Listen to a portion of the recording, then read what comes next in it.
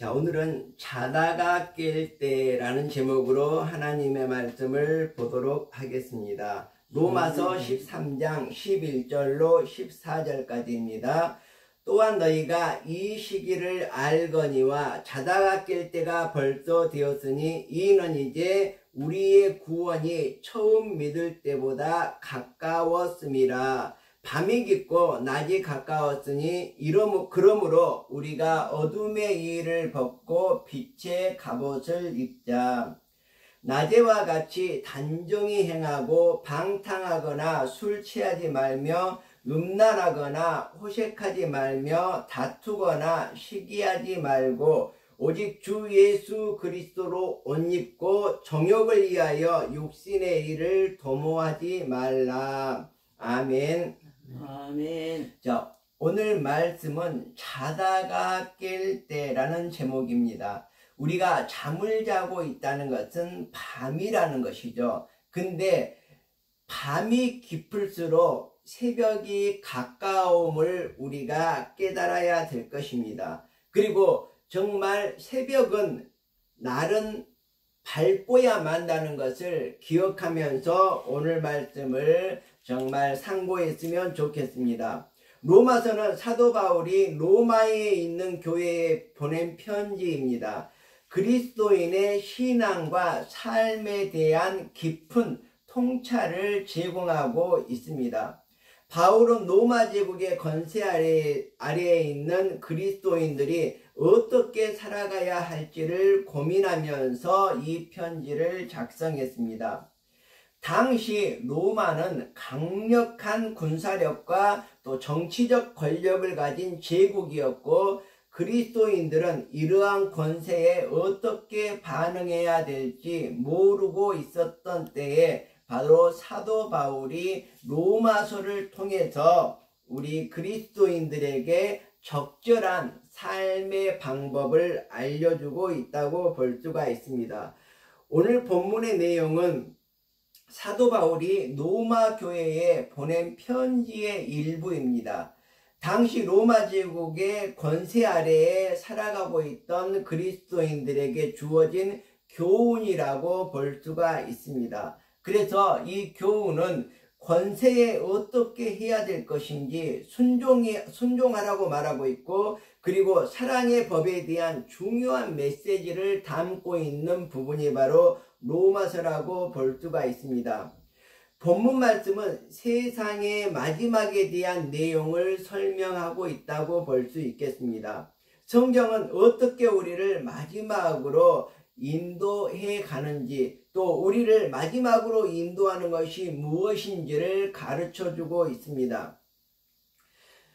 오늘 본문 1절에는 모든 사람은 위에 있는 권세들에게 복종하라, 이런 말씀을 하고 있습니다. 이는 하나님께서 세상의 모든 권세를 세우셨다는 의미입니다. 권세는 하나님이 주신 것이며 그 권세에 대한 순종은 하나님께 대한 순종으로 이어진다고 볼 수가 있습니다. 그러나 이 순종은 무조건적이지 않고 하나님의 뜻에 어긋나지 않는 범위 내에서 이루어져야 한다고 성경은 말하고 있습니다. 자, 오늘날도 우리 사회에 두 가지의 힘이 우리 사회에 작용하고 있음을 볼 수가 있습니다. 첫 번째는 모든 것이 하나로 모으시는 하나님께서 만물을 주관하고 있다는 이러한 내용이고, 두 번째는 이것들을 분열시키는 죄의 힘이라고 볼 수가 있는 것입니다. 자, 이렇게 이 세상은 하나님의 힘과 또 죄의 힘이 지배하고 있는데 우리는 정말 어느 편에 설 것인지 지금 선택을 해야 됩니다. 근데 그보다도 더 힘든 것이 있는데 많은 사람들이 진짜와 가짜를 구분하지 못하는 세대가 이 세대라고 볼 수가 있습니다. 그래서 진짜와 가짜를 구분할 수 없는 것이 가장 큰 사회의 비극이라고 볼 수가 있습니다. 그래서 우리가 하나님을 따르지 못하는 이유가 바로 여기에 있습니다. 바로 마귀를 보고서 마귀가 옳다고 그것을 따라가게 되는 것입니다. 마귀를 보고서 마귀가 진리라고 그곳을 따라가게 되는 것입니다. 마귀를 보고서 그곳으로 그 마귀를 통해서 천국을 갈 수 있다고 넓은 길을 걸어가고 있는 우리들의 모습이 보여지지 않는지 다시 한번 우리들이 되돌아봐야 될 것입니다. 자, 오늘날 우리 사회는 다양한 권세 아래에서 살아가고 있습니다. 오늘 본문의 교훈은 우리는 권세에 순종하되 하나님의 뜻을 꼭 그 안에서 순종하면서 하나님의 뜻을 우선해야 된다고 말하고 있습니다. 그리고 오늘 본문 13장은 바로 사랑의 법을 실천하면서 서로를 존중하고 배려하는 삶을 살아가라고 이렇게 권면하고 있는 것입니다. 자, 하나님께서 어떤 나라나 민족에게 주시는 축복 중에 진실하고 신실한 이런 축복이 있는데 곧 그것은 지도자를 주시는 것보다 정말 제대로 된 지도자를 준 축복보다 더 좋은 축복은 없다는 것이죠. 그래서 한 나라의 최고 경영자가 지도자가 어떤 사람이냐에 따라서 그 나라는 흥하게 되고 또 그 나라는 망하게 된다는 것이죠. 자, 이처럼 그 나라에 가장 좋은 바르게 된 지도자를 주신 것이 하나님의 축복이라고 본다면 반대로 하나님께서 이 땅에 어느 민족에게든지 정말 내리실 수 있는 것이 가장 큰 저주라고 볼 수가 있겠습니다. 눈멀고 거듭나지 못하고 세속적이며 미지근하고 실력 없는 지도자를 그 국가에 주면 그 국가는 정말 멸망으로 국민들을 이끌어갈 수밖에 없다고 성경은 말하고 있습니다. 자, 성경에 이사야서에 뭐라고 말하고 있습니까? 우리는 다 양 같아서 그릇 행하여 각기 제 길로 갔거늘 이렇게 말하고 있습니다.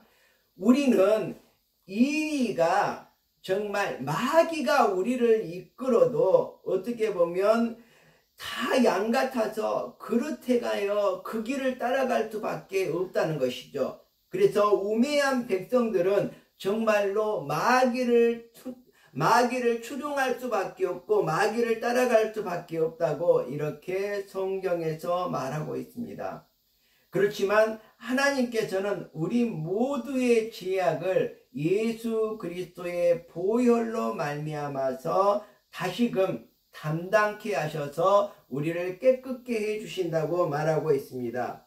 스가랴서에 보면 나의 하나님이여 내가 부끄럽고 낯이 뜨거워서 감히 나의 하나님을 향하여 얼굴을 들지 못하오니 이는 우리 죄악이 많아서 정수리에 넘치고 우리 허물이 커서 하늘에 미침이니이다 이렇게 말하고 있는데 지금 우리 세대가 이처럼 죄가 넘쳐나는 이런 죄악이 넘쳐나는 이러한 세대가 아닌지 다시 한번 생각해 보아야 합니다.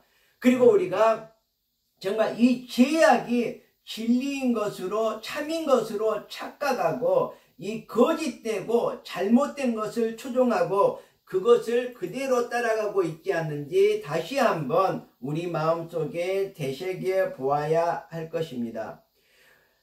오늘 8절에 보면 서로 사랑하라는 명령이 주어집니다. 사랑은 모든 법의 완성이라고 말하고 있습니다. 그리스도인의 삶에서 가장 중요한 원칙이 사랑이라고 볼 수가 있습니다. 그래서 사랑은 모든 허물을 덮어주게 됩니다. 사랑이 없이는 모든 행위가 무의미해질 수밖에 없다는 것도 말하고 있습니다. 바울은 사랑이 모든 것을 초월하는 바로 하나님이 주시는 힘임을 강조하고 있습니다. 그래서 그리스도인들이 서로를 사랑함으로써 하나님의 법을 안성할 수 있으리라고 이렇게 말하고 있습니다. 자, 오늘 본문에 보면 첫 번째가 어둠에서 빛으로 인도하는 것입니다. 또한 너희가 이 시기를 알거니와 자다가 깰 때가 벌써 되었으니 이는 이제 우리의 구원이 처음 믿을 때보다 가까웠음이라 이렇게 말하고 있는데, 이것은 바로 우리가 지금 어두움에 살고 있지만 새벽이 다가오고 있다는 것입니다. 우리가 이 세상에 살아갈 때는 어두움, 밤과 같은 이런 세상이지만 바로 저 천국에 가면 낮과 같은 그런 삶을 살아갈 수 있다는 것입니다. 곧 이 말은 뭐냐 그러면 이 세상에 종말이 가까워오고 있다는 것을 말하고 있습니다. 종말에 대한 경고를 하고 있다는 것입니다. 너희가 이 시기를 알거니와 자다가 깰 때가 벌써 되었으니 이렇게 말하고 있습니다. 천국이 우리 눈앞에 정말 캄캄한 밤인데도 새벽이 곧 가까웠다는 것을 말하고 우리가 이 경각심을 갖고 깨워야 된다는 것이죠. 밤이 깊을수록 깨어 있어야 한다는 것입니다. 그리스도인들은 어둠 속에서 살아가는 것이 아니라 빛의 자녀로 살아가야 되기 때문에 그렇습니다. 그리스도인들의 삶에 세상에 대한 증거가 되어야 함을 의미하고 있습니다. 우리는 항상 깨어 있어야 됩니다. 그래야지만 하나님의 뜻을 따라서 살아갈 수 있는 것입니다. 자, 밤이 깊고 낮이 가까웠으니 그러므로 우리가 어둠의 일을 벗고 빛의 갑옷을 입자 이렇게 오늘 본문에서는 말하고 있습니다. 어둠의 일을 벗고 빛을 갑옷을 입자라는 것은 바울은 낮과 밤에 또 다른 옷을 입는 것을 염두에 두고 지금 벗어버려야 될 것과 새로 입어야 될 것에 대해서 말하고 있습니다. 어두움으로 상징된 사단의 일인 죄악의 옷을 벗어버리고 하나님의 선한 일을 대비하고 그 하나님의 옷을 입어야 된다는 것이죠.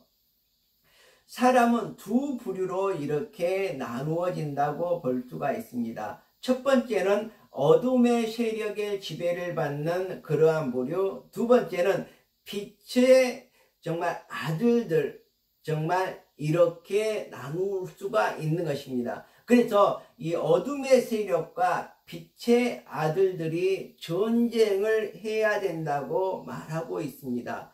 어두움은 절대로 빛을 이길 수가 없습니다. 자, 그래서 우리들은 지금 아무라더라도 어둠의 세력이 이 세상을 지배하고 있더라도 우리들은 빛의 자녀라는 것을 잊지 마시고 끝까지 싸워서 승리를 할 필요가 있습니다. 정말 빛의 자녀라면 전투를 벌여서 필연히 이길 수 있어야 된다는 것입니다. 자, 고린도후서에 보면 동시에 성도의 싸움은 이미 승리가 보장된 것이니 주의 강림으로 드러날 영광과 변화의 삶을 기대하면서 살아갈 수 있다고 말하고 있습니다. 요한 1서에 보면 또 증거는 이것이니 하나님이 우리에게 영생을 주신 것과 이 생명이 그의 아들 안에 있는 그것이니라. 아들이 있는 자에게는 생명이 있고 하나님의 아들이 없는 자에게는 생명이 없느니라 이렇게 말하고 있습니다.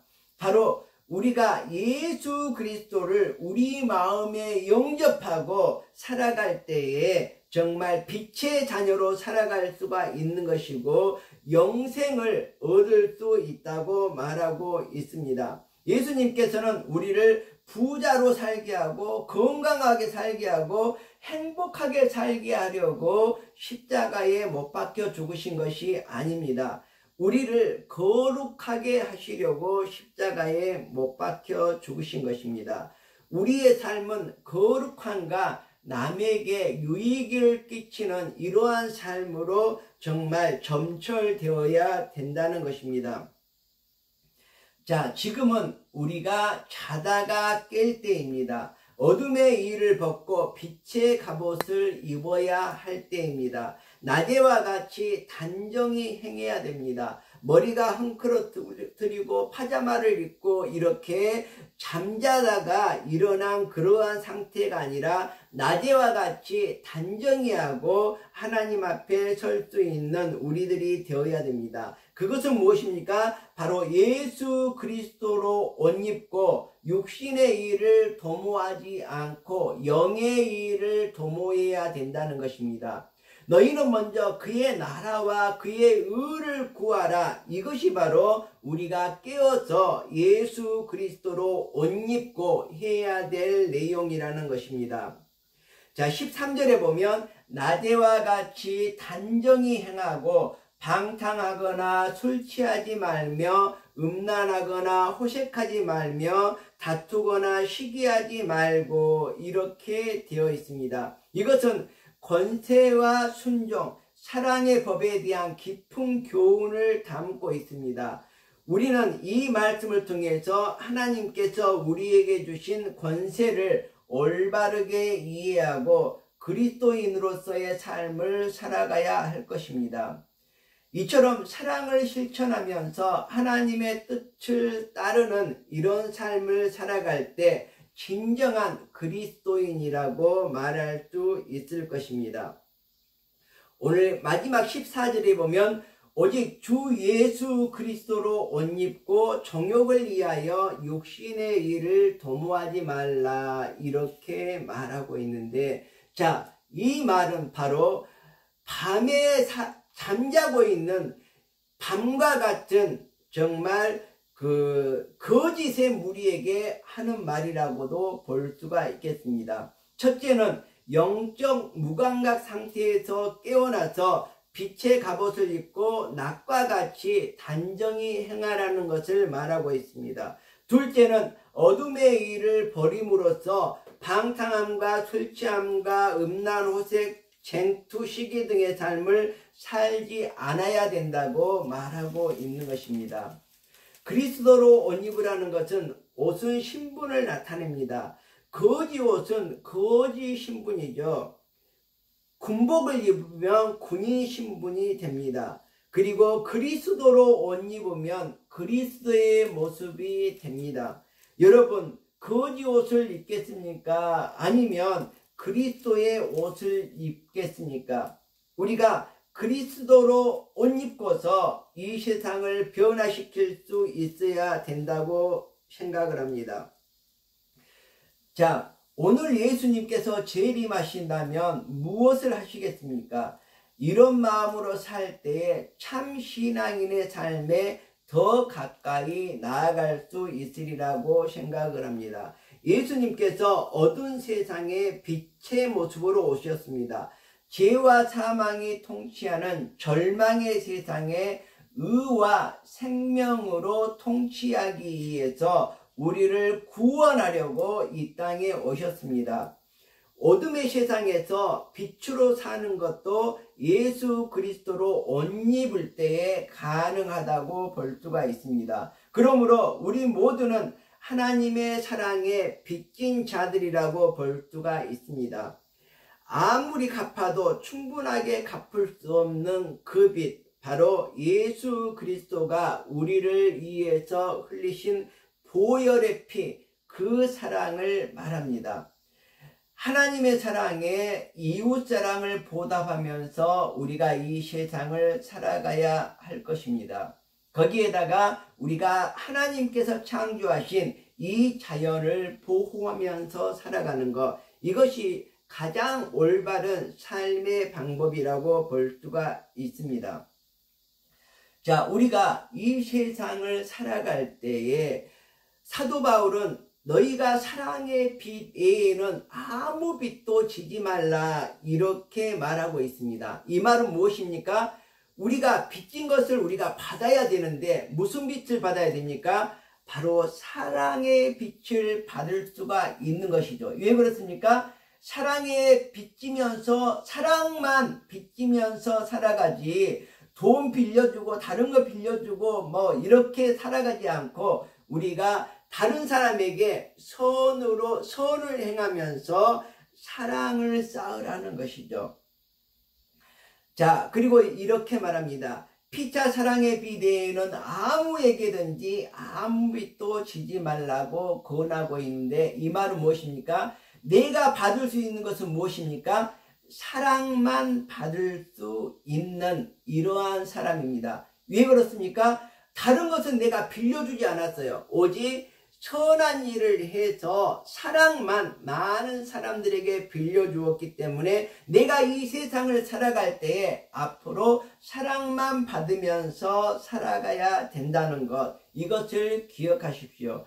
그래서 내가 이 세상을 살아가면서 여러 가지 험담을 듣고 욕을 듣고 미움을 받고 이렇게 살아간다는 것은 내가 사랑의 빛을 지지 않았다는 것이죠. 내가 이 세상을 살아갈 때에 사랑의 빛만 졌다면 나에게 사랑이 되돌아온다는 것을 성경은 말하고 있습니다. 자, 두 번째는 내가 사랑을 넉넉히 받았다면 또 다른 사람들에게 선으로서 받은 사랑을 나누어 줘야 합니다. 그래서 사도 바울은 남을 사랑하는 자는 율법을 다 이루었느니라 이렇게 말하고 있습니다. 율법을 완성했다는 것은 무엇입니까? 내가 거룩하게 되어서 천국에 갈 수 있는 준비가 모두 되었다는 것을 말합니다. 그래서 우리가 마지막으로 정말 자다가 깰 때인데 우리가 깨어서 무엇을 해야 될 것인가? 첫 번째는 받을 만한 사랑이 있어야 된다는 것이죠. 그 말은 무엇입니까? 내가 사랑의 빛을 지며 이 세상을 살아왔다는 것을 뜻하는 것이죠. 두 번째는 사랑을 넉넉히 받았다면 다른 사람들에게 선으로 사랑을 나누어 주면서 살아갈 수 있는 여러분들이 되시기를 축원드립니다. 기도하겠습니다.